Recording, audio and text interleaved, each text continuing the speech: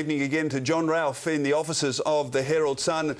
And John, particularly interested in Lee Montagna's comments there that St Kilda will make a formal complaint. Have they done so yet, and do you expect them to do so? They'll definitely do so now. Expect that will be tomorrow. It's extraordinary, isn't it? It's really got the town talking.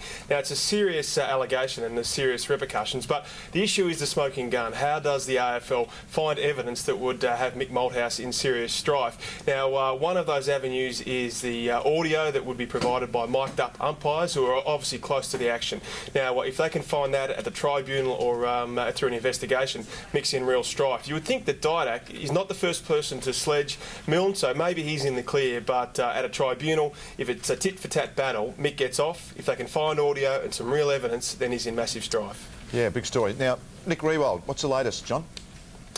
He's out for at least 8 weeks, and St Kilda fans are really coming to grips with that at the moment. It's a serious hamstring, the worst hamstring you can do without needing surgery, without it being ripped off the tendon, which would require a 3 or 4 month layoff. Now, they're not ruling out any options to really fast-track his recovery. We saw Max Rook from Geelong, who went to Germany, had calf's blood injected into his hamstring. We've seen blood spinning, which is legal. It gets taken out of your body, spun and put back in. So all those things will be investigated by them, but you'd think mid-season break, you can get 8 or 9 weeks and really get back into some good form before the finals. All right, John, stay with us as we hear from the man himself, Nick Riewoldt, today.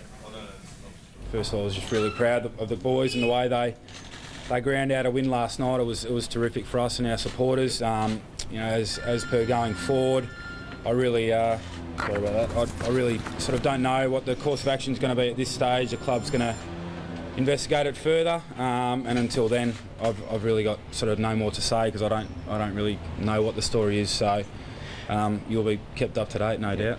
And thank you very much for your interest and patience today. There you go, Greg Hutchison along with Nick Riewoldt. Well, John, what's your gut feeling? How many weeks do you think he'll be missing for?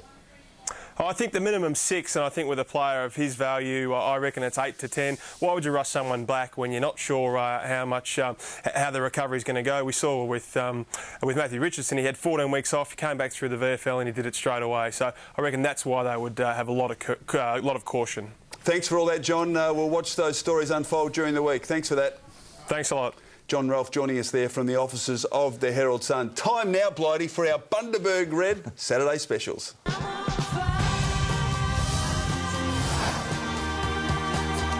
And what about this? Jonathan Brown, very good goal on the goal line. Just. And young kangaroo, Liam Anthony from a long way out. Pumps it to a vacant goal square from 55 and kicks a wonderful goal. And what about this at Amy? Brett Ebert, one of your screamers. Another kangaroo. Lindsay Thomas kicked a couple of goals and you'll see both of them, and here's one of them on the outside of the boot. Have a look at this for a clever finish. Fantastic. And at the MCG, Scott Gumbleton, what a mark.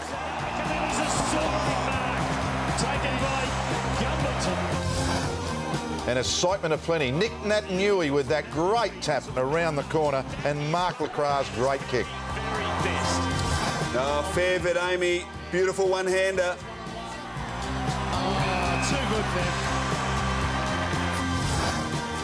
And this big fella came back into a bit of form today. Dean Cox from the boundary line. Have a look at that for a 6'23" guy. I'll go one better. Eddie Betts, similar goal at the MCG tonight.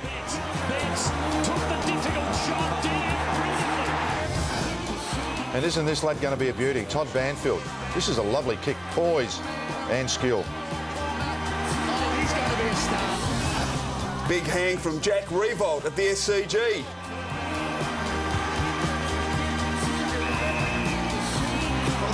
And Daniel Pearce with a few efforts here, and then the wonderful balance. Kept running, and from outside 50. Look at that. That's fantastic. And Lindsay Thomas, front and centre, wonderful snap goal. The crop to Thomas, who pulls it back. What a goal from Lindsay Thomas. And here he is, Mr. Favola. He gets up from that tackle, and Mr. Favola kicks a nice goal. Now, is he? Very well done. Oh, sensational stuff. Back with more on the 5th quarter in just a moment. And finally, the Kangaroos on the board with their first win. And Brad Scott, yeah, he's very, very happy. And it all came as a consequence of your massive spray last week, Malcolm, when you got stuck into your team, the Kangaroos. You've inspired them to victory. Oh, I think I had nothing to do with it. They were poor last week, and I mean everyone said that, and I mean they're all man enough to understand that and did something about it. I think that's fantastic. Well, it certainly was fantastic. 17-14 to 13-13. Anthony Hale and Edwards getting amongst the goals for North. Lacra, the outstanding goal kicker for West Coast, he kicked 5. But Brent Harvey, 44 disposals, had just 5 last week, and what he admitted as his worst game ever in his AFL career. But how would you describe his game today? Well, if you could have given him 6 votes, you would have, wasn't it? It was that good. And but I mean, it's what you expect from him. Look, we're all entitled to bad ones, and I mean, he had an absolute shocker. But the way he went about it was the thing I didn't like last week. I mean, you can fight your way out of those. I think he'll be better for it, and I'll bet he doesn't play another one of those and do exactly what he did last week. I mean, you learn from all that. I mean, even though he's 31 and been a champ, every now and again you let yourself slip. Yeah. We all do it. Yeah, it was a great performance from Brett Harvey. That was his goal that he kicked. But overall, his performance, he got early possessions, got involved in the game. They only played a semi-tag, as John Worsfold told us on the coverage of this afternoon. And there it is, 19 kicks, 25 handballs, 11 marks, 3 tackles, 3 clearances and 6 inside 50s. You've inspired him to greatness, Malcolm. He probably hates me, but that's all right. No, look, he's a terrific little fella. He's a great player. I mean, he's just a great player. Yeah. I mean, you only call it as you see it. Absolutely, yeah, he did a great job. OK, now, the controversy out of today was at 3/4 time. We glanced down, and this was Dean Cox on the mobile, and then Nick Nat-Newey was also on the mobile phone. You called at the time, they're probably on the phone to their ruck coach, Simon Eastor, back in Perth. You were right. Is it allowed? Should they have been allowed to do it? No, I don't, because it's not a good look. I don't think there's anything wrong with it, I mean, per se, but it's not a good look. Some years ago, I tried it with a runner mic'd up talking to players, and the AFL said, tut, tut, tut, naughty boy. And I think they'll say, tut, tut, tut, Mr Worsfold. You shouldn't do that again. All right, let's hear from the West Coast coach. He was asked about it after the game. I don't know what it's got to do with betting, but it's a coaching tool. Is it something you've checked on? Is it a legal thing? For a coach to talk to a player, we assume that's legal. I like having a phone on the ground. No. But we have all other sorts of communications. We can have it from the coach's box to a player on the ground. So, we're assuming that there's no difference. Well, I think that assumption is wrong because...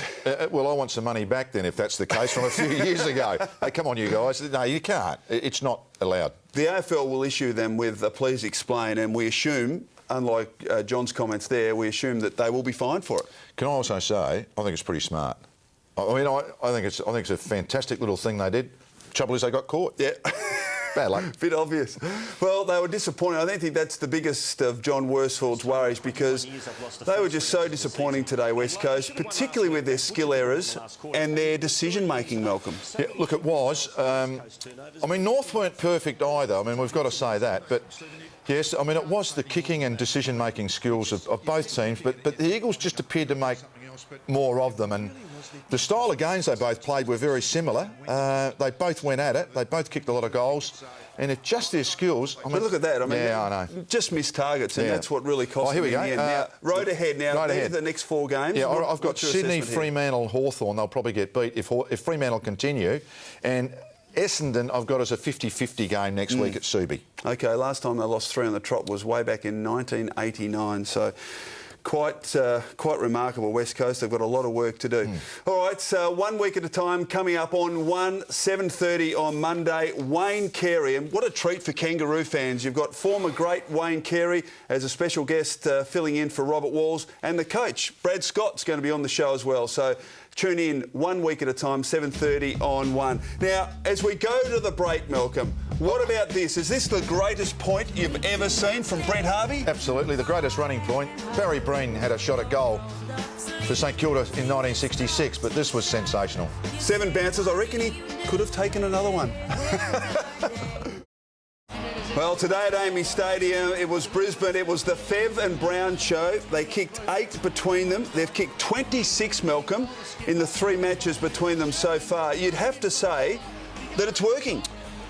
Yeah, Brisbane are playing well, aren't they? Their backline settled down now. Their midfield's, I think, getting better. Don't worry about the backline. I want to know about Brown and Favola. Yeah, but you get opportunities up forward if this is the case. And, of course, they're going to get opportunities if they're on top. Well, there you go. A comfortable victory. Port kicked the last 5 goals to put some respectability back in the scoreboard. Brown 5, Sherman 4, Favola 3, Treadray the leading goal kicker for Port. Just a name on the right-hand side there for all those people. M. Maguire. 27 touches. Yeah, fitting in very, very nicely as Matt Maguire, and great acquisition for the Brisbane Lions. But Malcolm, it wasn't all good news because there's a couple of Brisbane players on report. One is Mitch Clark for that left arm forearm on Jackson Trengove. Yeah, look, you just got to ask yourself the question, what was all that about? Now, watch the fingers here. Ash McGrath on Cameron Cloak, his left hand. So yeah, it didn't look good. So firstly on Clark. He'll get a little break. And what about Ash McGrath? It doesn't look good for him. I'll have to say he get a bit of a longer break. Well, Chris Judd, for a similar type incident, got 4 weeks. So I just felt his hands come off his eyes and got caught in his mouth. Now, purposefully or not, it got caught. Whether it was, I just didn't think the eyes were as bad as perhaps what Juddy did. OK. Well, some other bad news coming out of the game for Brisbane was the injury to Simon Black, a calf injury, the old man's disease, Malcolm. Tend to get into your 30s and this is the thing that goes, but that must be a real worry for Michael Voss as well. It is. If it's proper, it's 3 or 4 weeks. All right, Port Adelaide, they were just back to their woeful best, if I can use that expression at the start. Turnovers, sloppy disposal, just no composure shown at all by Port. Their first 3 quarters were very poor, and this has been the Jekyll and Hyde of Jekyll and Hyde, whatever you call it. Jekyll and Hyde. Jekyll and Hyde of Port Adelaide for the last 2 or 3 seasons. Yeah, well, that's what they are. They could have won. Yeah, anyhow. Well, Aaron Joseph from Carlton had a view on how Port Adelaide played today. As we go to the break, this is Aaron Joseph at the MCG tonight. This is very tacky. Yeah, OK, all right. Just before half-time. And a very proud moment for the man alongside me, the director of everything at the Gold Coast. First game for the Gold Coast against Port up at Southport. You were very proud. You were chuffed about this particular occurrence today, Malcolm. Yeah, look, it was good, the first game in the VFL. Look, Port Melbourne beat them by 12 points, which is, you know, it was a bit better than probably what we thought we might be. And how did Nathan Ablett go? Bag a few? No, look, he's come off an ankle injury. He's missed a couple of weeks' training, so he didn't have his best day, but I'm sure he'll get better. Yeah, 1 kick. Did he have 1, did he? Ah, OK, I wasn't sure about that. OK, all right, so let's go and have a listen to Paul Roos, of course. Sydney beat Richmond by 55 points tonight. Paul Roos was asked whether he might be going along to the big clash next week, Melbourne versus Richmond. I didn't even know they were playing. When's it on? Sunday. No, I've got the under-14s. Actually, I'm umpiring. It's umpire appreciation round. So if you want to come out and watch the under-14s versus Glebe at Jubilee Park, you'll see probably the greatest umpiring display you will ever see. So I take it from that he's not going. Well, how can he? He's umpiring. Yeah. All right, now, Nick Riewoldt, we've heard from Nick, and he went to Victoria House in Paran, the medical centre there, to get a scan on his injured hamstring last night. Now, the media contingent rolled up, but they didn't expect to see this, Malcolm. Heath Shaw, Leroy Jetta, Justin Kosicki, Darren Jolly, Farron Ray's about to emerge, and also Michael Gardner. They couldn't believe their luck. Footage. Can you believe it? We used to go to a keg on after the game. Now they go to the medical centre. It's amazing. Now, we go to Amy Stadium. Daniel Motlop not playing for Port Adelaide. Now, what sort of diet do you think he might be on? Because he seemed to keep occupied for most of the day. He just kept munching on the dry biscuits. Went through a couple of packets, apparently. Obviously, it was he was in the little dugout, wasn't he? So it was obviously given to him by the dietitian. Yeah, clearly. Yeah. Obviously. All right, at the MCG tonight, Cale Hooker. Now, Malcolm, is this the worst turnover you've ever seen? If it's not, it's in the top 2. It makes the grand final. It's gone. It's gone 3 metres. Oh, dear me. And let's give some credit to Satanda O'Halpin because he affected the spoil and then was able to recover quickly to kick the goal. But it's not a good feeling when that sort of thing happens. You just want to try and find some sort of hole to bury yourself. No, and I must say that the longer you play the game, somewhere down the track you're going to make one of those, aren't you? You're just going to make a blooper of massive proportions. All right, let's sum up the winners so far in round 3. And, of course, Brisbane easily over Port Adelaide. Port kicked the last 5 goals of the game to put some respectability back in the scoreboard, but 27 points the most.